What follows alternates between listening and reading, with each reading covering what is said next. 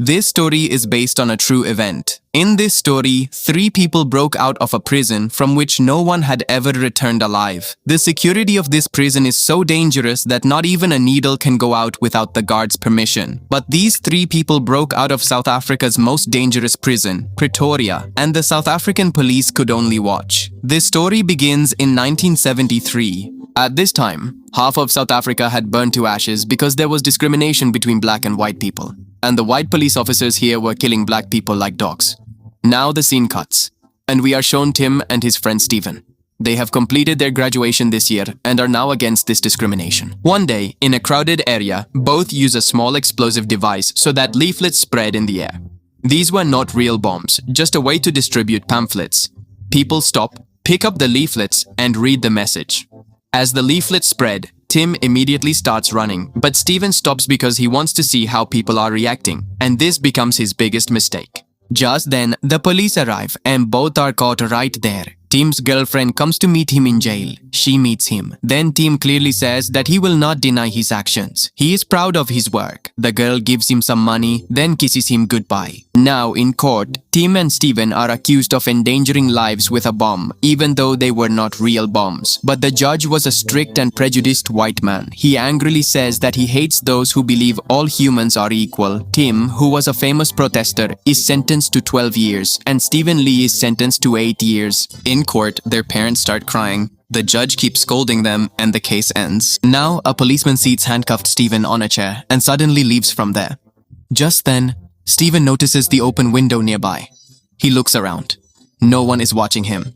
And the next moment, he jumps out of the window. As soon as he falls down, he injures his leg. Then a crazy police officer starts shooting at him. Another police officer standing below catches him and starts beating him badly. Stephen was now completely injured. After this, both prisoners are put into a police van and taken to the dangerous Pretoria prison. As soon as they reach the prison, the warden, Captain Snipple, comes to meet them, who already knew everything about them. But instead of meeting them, he starts insulting them. He says that you have betrayed your own race, and from here, their real prison life begins. A story where hope is still alive. The guards read them the rules and search them very carefully so that no weapons can go inside.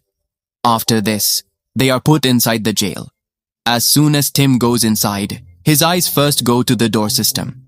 He looks at it carefully and tries to understand it. The guards standing in the tower above show their automatic weapons to intimidate the new prisoners, as if they are just looking for an opportunity to shoot. Then the guards take Tim and Stephen to separate nearby cells. There is no one else in their cells. Tim sits quietly, reflecting on recent events. In the morning, a loud bell rings and Tim wakes up. All the prisoners come out of their cells and walk together towards the mosque. Tim, who is a bit shy, is afraid to approach any table. Then a prisoner comes to him and asks him to come along. This prisoner's name is Dennis Goldberg, a famous political prisoner who was caught trying to overthrow the apartheid government many years ago and is now serving his time in this prison. After a while, Stephen also joins them.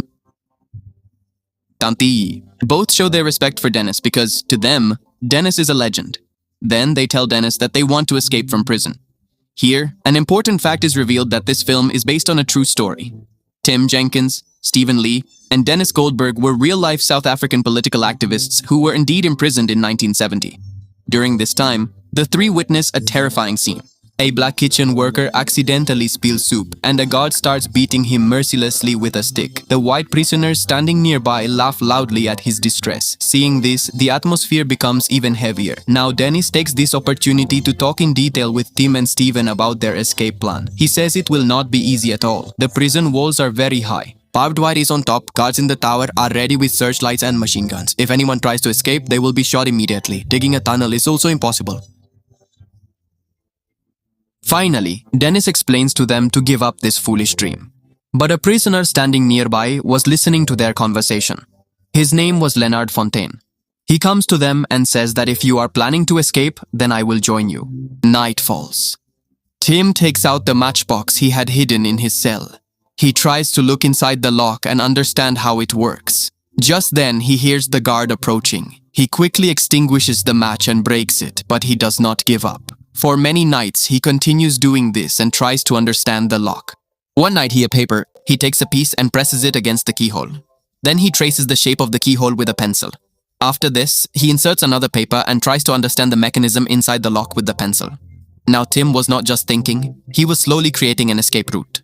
In the mess hall, Leonard deliberately causes a commotion. He makes noise so that the guard gets distracted and Tim gets a chance to steal the keys. But Tim is unable to do so and the opportunity slips away. Now they have to find another way. During exercise in the yard, Tim quietly goes near the guard and carefully observes the pattern on his keys and memorizes them. Later, he draws all the patterns on paper. For the next several days, Tim uses every opportunity to look closely at the keys and keeps sketching each key. Then he takes advantage of his job in the wood workshop and secretly takes out small pieces of necessary wood. Just then, a guard comes in. At the same time, Stephen drops a bowl full of nails on the floor. There's a noise and the guard gets distracted. Meanwhile, Tim quickly hides the contraband in a thermos and starts to leave. The guard gets suspicious. He calls both of them over and orders a check. He opens the thermos, spills out the coffee, and looks inside. He is surprised because Tim's thermos looks empty, but actually it wasn't. Tim had gotten the necessary parts to make the keys. Now he takes out a small knife and starts cutting the pieces of wood. Then he glues those pieces together. Night after night, Tim works tirelessly to make wooden keys. On a night, he tries to unlock his cell door. Suddenly, he hears a click and happily opens the door. Now his confidence had increased. One morning, some prisoners stand guard while Tim tries to unlock the outer door.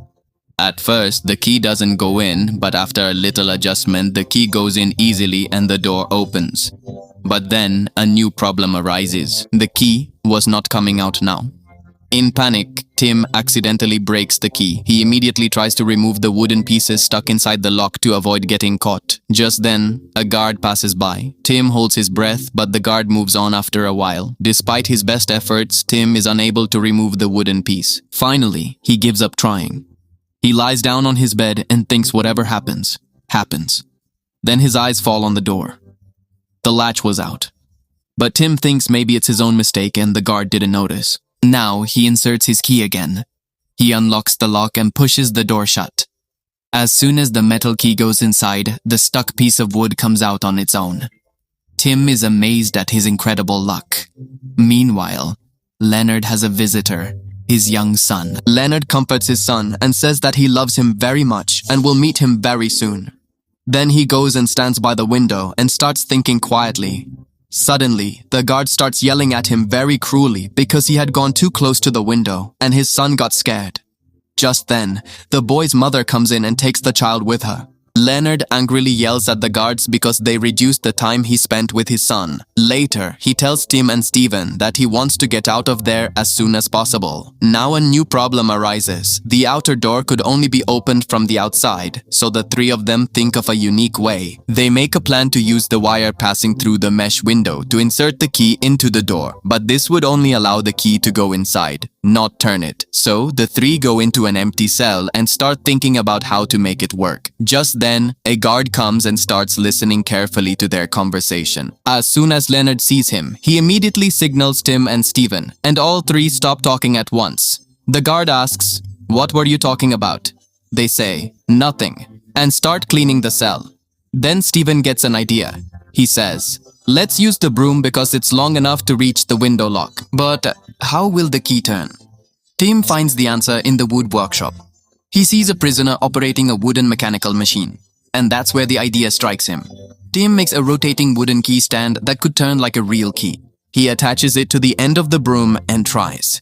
To aim, he uses a small mirror attached to a toothbrush. The first time, the key doesn't go in. Tim adjusts it a bit and tries again. But it still doesn't work, and worse, the key falls to the ground from Tim's hand. He quickly takes some chewing gum, sticks it to the end of the broom, and picks up the wooden key. By morning, Tim was exhausted from trying all night. He tells the other two that it took the whole night, but finally, the door opened. Now, the three of them put the keys in a jar and bury it in the garden. At the same time, a guard was watching them from a tower. He was already suspicious because he had heard their conversations. He comes to Stephen and asks to check his bag but finds nothing. Now he moves towards Tim. Tim quickly runs to bury the jar. The guard comes closer and asks, "What were you guys talking about?"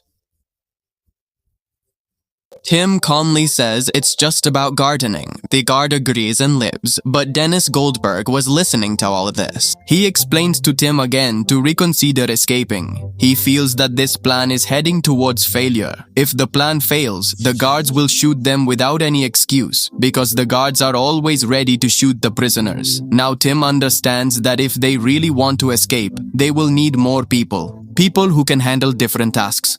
So, the three of them slowly start including more prisoners, most of whom were political prisoners. The new people begin to help the group. Some bring clothes, some bring tools, and some bring necessary items. Now, the escape plan was gradually getting bigger. The guard was now keeping a very close watch on Tim. He was fully convinced that Tim and his companions were planning something big, but he had no evidence, so he couldn't do anything. During this time, a black prisoner quietly comes to Tim and gives him a small bar of soap. Seizing the opportunity, Tim carefully imprints the shape of the keys onto the soap and then hides those marks under the trash bin so that no one suspects. Sometime later, a guard comes to Tim's cell. He gives him new glasses and laughingly says that the black man who helped them tried to escape, so they shot him. Hearing this, anger boils inside Tim, but he keeps himself calm because he knew that a small mistake could cost him his life. After this, Tim and Leonard decide to practice escaping. At night, they slowly open their cells, then open the door to the entire block and quietly start descending the stairs. Upon reaching downstairs, they hear that a fat guard sitting in the booth is listening to loud classical music. They try to open the door quietly, but just as the key is about to turn, the music suddenly stops, and the guard starts moving slowly towards the door. Tim and Leonard immediately close the door and look for a place to hide. There was no time to go upstairs, so they get into the cupboard near the stairs. They get scared because the cupboard door wasn't closing properly from their side. The guard comes towards the stairs, mutters something, and then goes upstairs.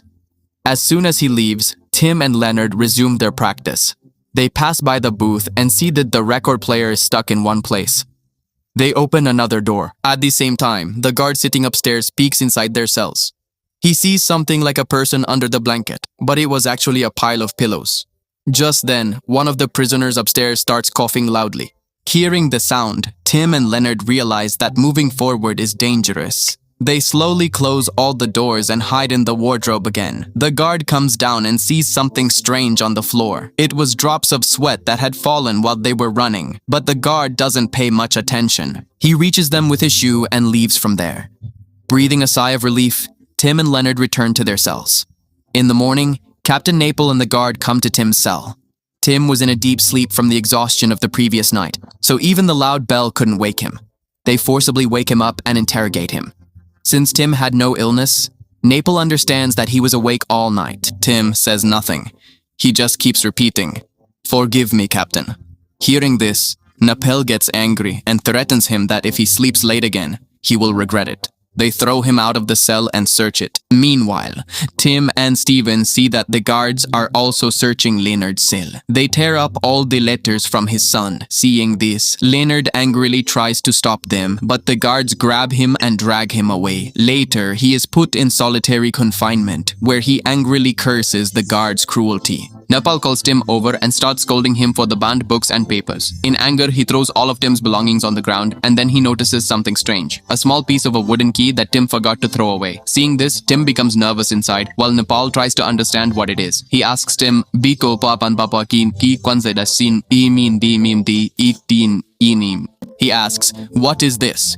Tim carefully says, "This is a stand for holding a photo." Snepal still has doubts, but the explanation seems reasonable, so he warns Tim and leaves, saying that if he is really planning something, he will regret it. As soon as the guard leaves, Tim starts feeling very anxious. The pressure of making such a big plan right under the guard's nose begins to break him from inside. He starts having panic attacks repeatedly, but he suppresses his fear and keeps moving forward. Learning from the previous mistake, he begins to hide the keys in different places. They practice repeatedly and learn something new each time.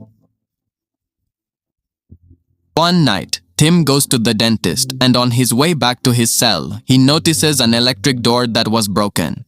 He calls the guard standing nearby to open the door and realizes that finding a way to open this door will be crucial for escaping. The next day, he is quickly taken from the yard because he sees the construction of a new guard tower outside. Later, Tim tells the other political prisoners that they now have 39 keys to 15 doors inside the prison, but they are still hesitant to escape because opening doors and actually getting out of the prison are two different things. Dennis flatly refuses and says that it is very dangerous. Tim tries to convince him that staying in this prison is like bowing down to this regime, but the other prisoners side with Dennis. Leonard and Dennis get into an argument over this because Leonard did not want to wait any longer. Finally, the three leave the other prisoners. One night before sleeping, Snepal comes to Tim's cell again and rummages through his belongings. After he leaves, Tim uses a small wooden tool to give Stephen a piece of newspaper in which a map of the prison was hidden, secretly printed by the anti-apartheid organization. Now everything was ready. The three make the final plan to escape. Tim quietly opens his door. Then he opens Stephen and Leonard's doors. He asks Dennis one last time to come along, but Dennis still refuses and wishes them good luck. As soon as they step out of their cells, the three take out their hidden bags containing the necessary clothes and items for escape. And now the most dangerous step of their lives was about to begin. They slowly start putting on their clothes. A heavyset guard quickly runs towards the toilet, but the toilet is jammed, so he goes to the cupboard near the stairs to find a plunger. He removes the boxes and containers one by one and finally takes out the plunger. Then his eyes fall on the door where he sees something strange. There is a paperclip stuck there. Yati.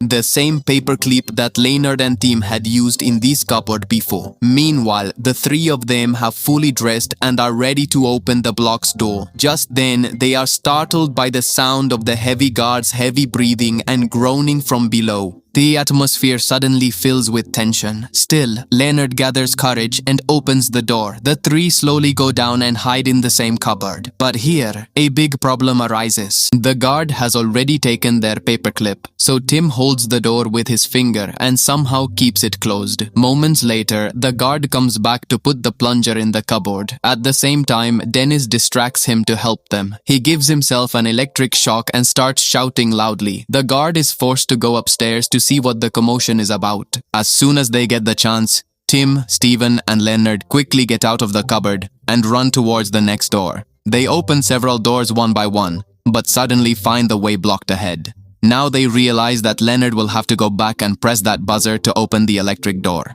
Leonard goes back, presses the buzzer, and the door opens. The three quickly rush inside. Now they have reached the last door before the courtyard. They peek inside through the keyhole and see that the big gate of the jail is completely open. But a new problem arises. None of the keys they have can open the white door that leads to the courtyard. Seeing this, they become disappointed. Now they have very little time, and going back is not possible, so they quickly look for a way to break the lock. Leonard takes out a cutter and starts banging loudly on the door, while Tim stands outside on guard, afraid of being caught. Then he hears the sound of heavy footsteps. The fat guard is slowly coming towards them. Tim, panicking, tells Leonard to hurry up. Leonard cuts faster until the lock's latch becomes clearly visible. Finally, they put on the rest of their clothes and open the door. As they move forward, Tim sees an armed guard coming towards the wall. He immediately pushes Leonard towards the wall so they can try to get out early. They keep an eye on the guard with a small mirror. As soon as the guard leaves, Tim slowly moves towards the gate. Right outside the gate is a busy city street where everyday life is going on. Stephen and Leonard also follow behind him. They wonder why only one guard is monitoring these large gates, and that too, mostly not looking towards the gate. They take out the map, look at it, and start walking calmly as if they are ordinary people. No one pays attention to them, and slowly they move away from the jail. Further ahead, they reach a taxi driven by a black driver. They ask him to take them. The driver is a bit surprised because at that time in South Africa, white people usually did not sit in a black driver's taxi. Still, he thinks for a moment and finally lets them in. Morning comes. As usual, the guard comes and opens the cells. Dennis greets him. Everything seems normal, but the guard suddenly becomes confused because Tim and Stephen do not come out of their cells when they should have. He senses something is wrong. He quickly goes inside and is frightened to see that both are not on their beds. The cells are empty. The other prisoners start laughing as the guard panics and runs in a strange manner to sound the alarm. Chaos erupts in the jail. Meanwhile, the three men are celebrating their incredible escape success. They laugh loudly, shout, and react like madmen with joy. The driver gets confused seeing them, wondering why they are so happy. Just then, Tim looks at his wooden key and tears come to his eyes. He is extremely happy with his seemingly impossible success. The largest search in history begins across South Africa to catch them. Searches are conducted everywhere. But despite this, the three successfully cross the border. They safely reach London, where they rejoin the African National Congress and continue their struggle against apartheid. After spending 22 years in prison, Dennis Goldberg is released in the year 1985. With this, the story ends here. Thank you for watching. If you liked the video, please like it and subscribe to our channel to watch more such videos.